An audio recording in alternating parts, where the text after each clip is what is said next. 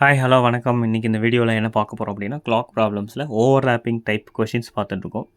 Already 2 வீடியோஸில் 2 question பார்த்துருக்கோம். So இந்த ஒரு கொஷின் பார்க்கலாம். இந்த கொஷின் பார்த்துட்டு நெக்ஸ்ட் டைப் என்னவோ மூவ் ஆகலாம். சரி, என்ன சொல்லியிருக்காங்க? At what time between 9 o'clock and 10 o'clock will the hands of the clock be together? சரி, 9 o'clock பிட்வீன் 9 to 10 எப்போ வந்து இந்த 2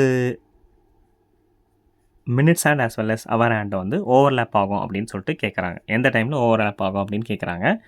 சரி, இப்போ ஆல்ரெடி வந்து நம்ம ஒரு ஸ்டேட்மெண்ட் பார்த்துருக்கோமா? 55 minutes spaces gained by minute hand 60 minutes.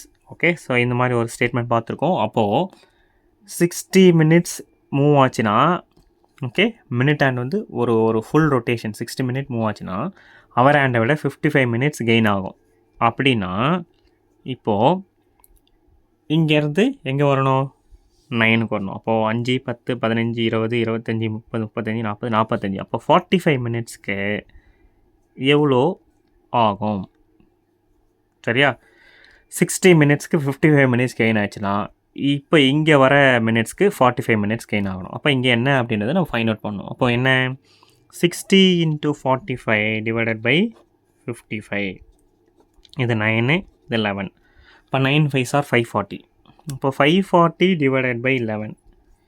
அப்போ இது நம்ம வந்து இன்னும் வந்து நம்ம மிக்சர் ஃப்ராக்ஷனை கன்வெர்ட் பண்ணால் 49 of 1/11 passed 9.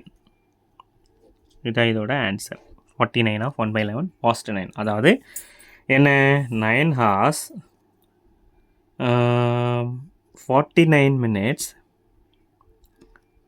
1/11 seconds, fraction of seconds. So இந்த நேரத்தில் தான் மினிட் ஹேண்டும் அவர் ஹேண்டும் பிட்வீன் 9 to 10 ஓவர்லேப் ஆகும் அப்படின்னு சொல்கிறாங்க.